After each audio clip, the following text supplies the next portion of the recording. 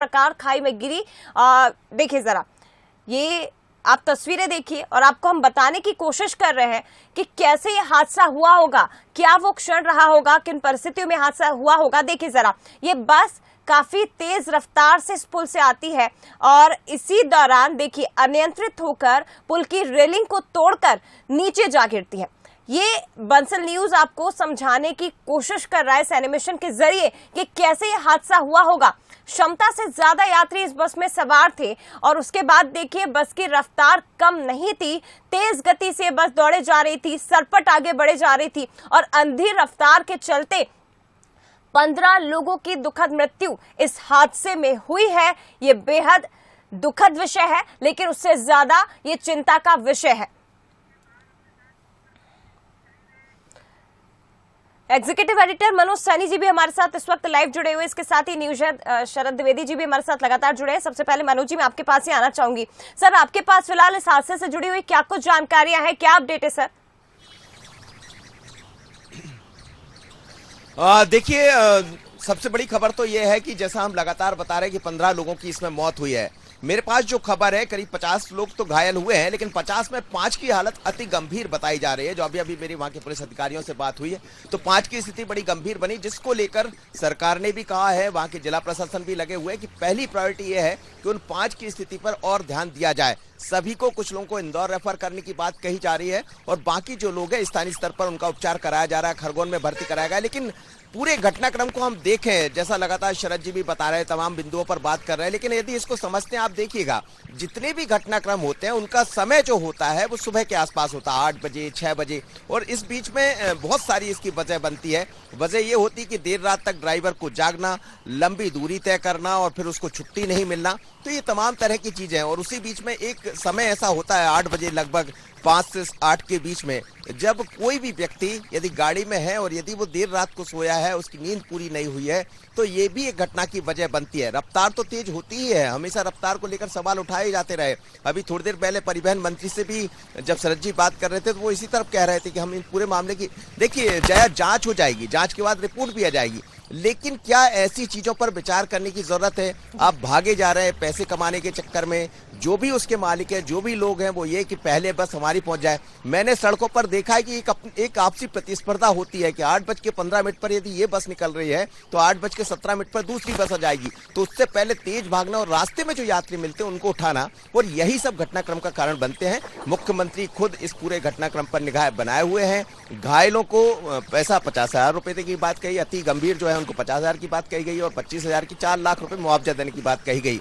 लेकिन लगातार इसमें मजिस्ट्रियल जांच के आदेश भी दिए गए और पूरे घटनाक्रम की जांच की जा रही है। जांच रिपोर्ट जरूर आएगी, लेकिन सवाल बहुत सारे हैं। जय, निश्चित तौर पर मनोज जी, बेहद बड़ी बात है कि जांच रिपोर्ट तो आ जाएगी, जांच भी इस मामले में हो जाएगी, लेकिन ये जो हादसे होते हैं ये अपने पीछे कई तरह के सवाल छोड़कर जाते हैं। काफी गंभीर और चिंता का विषय है कि आज हम एक बार फिर से इस तरह के सड़क हादसों को लेकर चर्चा कर रहे हैं। बने रहिएगा मनोज जी। शरद जी भी हमारे साथ लगातार जुड़े हुए हैं। शरद जी, देखिए ये हादसे लगातार हो रहे हैं और ऐसे में जैसा कि हम बार बार कह रहे हैं, मनोज जी ने भी कहा कि हादसे तो होते हैं, लेकिन अपने पीछे कई सवाल, ऐसे सवाल जिनके जवाब शायद हमें मिलते ही नहीं है या हम उन्हें ढूंढने की कोशिश नहीं करते। बिल्कुल ठीक बात है। देखिए, ये बातें तो सबसे महत्वपूर्ण ये है कि इस घटना को लेकर हमें, अगर किसी देश में 1.5 से 2 लाख के बीच में डेथ का आंकड़ा है साल भर का, तो ये बहुत बड़ी बात है। ठीक है, आप कह सकते हैं कि हम दुनिया की सबसे अधिक आबादी वाले देश हैं और बहुत निर्मम होकर लोग ये भी कहते हैं कि जीवन और मृत्यु तो चलती रहती है और ये तो ईश्वर के हाथ में है, लेकिन ऐसा नहीं है। और ये सारी बातें मैं फिर दोहराऊंगा कि सबसे पहले जो गाड़ी चलाने वाले लोग हैं, जिनको हम लाइसेंस देते हैं, चाहे ये कमर्शियल वाहन हो चाहे ये निजी वाहन हो, हमें उनकी मानसिकता को देखना होगा। जैसे अमेरिका का मैं जिक्र कर रहा था कि आप बंदूक हाथ में दे देते हैं। अब एक लड़का जिसकी उम्र है 11 साल 10 साल, उसने अपने घर में एक ऑटोमेटिक राइफल देखी है पिता की, और उसने सीख भी लिया है कि इसमें गोली कैसे चलाते हैं, इसको कैसे ऑपरेट करते हैं। स्कूल में उसके कुछ दोस्त या उसकी टीचर उसको डांटती हैं बुरी तरह, वो छोटा बच्चा है, उसकी समझ में नहीं आता है, वो अगले दिन कहता है मैं तो मार डालूंगा सबको। वो बंदूक लेके आता है और गोली चलाने लगता है, खुद भी मर जाता है और 4-5 लोगों को भी मार देता है। ऐसे ही एक वाहन चालक होता है, उसकी मनोदशा क्या होती है, वो ठीक है, नॉर्मल है। कई लोग हैं जिनको लाइसेंस बड़ी आसानी से मिल जाता है, लेकिन जीवन भर वो गाड़ी ठीक से नहीं चला पाते, वो अपना जीवन भी संकट में डालते हैं, दूसरे को भी संकट में डालते हैं। तो इन चीजों पर हमें देखना होगा कि लाइसेंस जारी करने की प्रणाली, लाइसेंस जारी कर दिया है तो जो व्यक्ति वाहन चला रहा है वो उसके एक्सीडेंट के फिगर्स क्या हैं। हमारे पास आज तक ये अपडेशन नहीं रहता कि जिसको भी हमने सड़क पर वाहन चलाने का लाइट मोटर या व्हीकल या टू व्हीलर या फोर व्हीलर चलाने का लाइसेंस दिया है, वो आखिर उसने कितने एक्सीडेंट किए हैं। आप ये अपडेशन लेकर कितने एक्सीडेंट के बाद आप उसका लाइसेंस निरस्त कर देंगे। इस तरह की पूरी प्रक्रिया में आदमी वाहन चलाने के पहले खुद अपनी जिंदगी की चिंता करे और उतनी ही जिंदगी की चिंता करे जो सड़कों पर चल रहे हैं।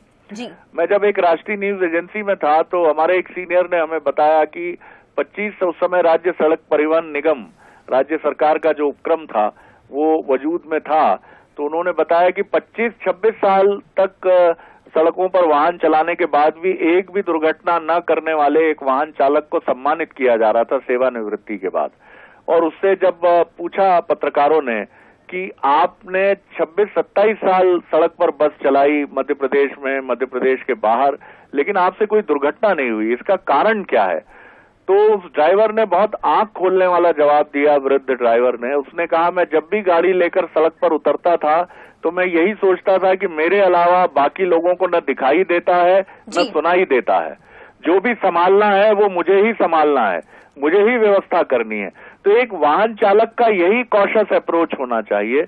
और ऐसा भी नहीं है कि सारे, आपको याद होगा कि दिल्ली में एक दुर्घटना हुई थी जिसमें एक वाहन चालक को हार्ट अटैक आया था, लेकिन उसने फिर भी वाहन को किनारे करके, दिल्ली में हुई थी या दक्षिण भारत में कहीं, मैं नहीं रिकॉल कर पा रहा हूं, लेकिन उसने वाहन को किनारे करके बेहोशी की हालत में जाने के पहले ध्यान दिया। तो ये चीजें होती हैं कि ऐसा जिम्मेदारी का भाव हमारे भीतर है कि नहीं, ये महत्वपूर्ण है। बिल्कुल।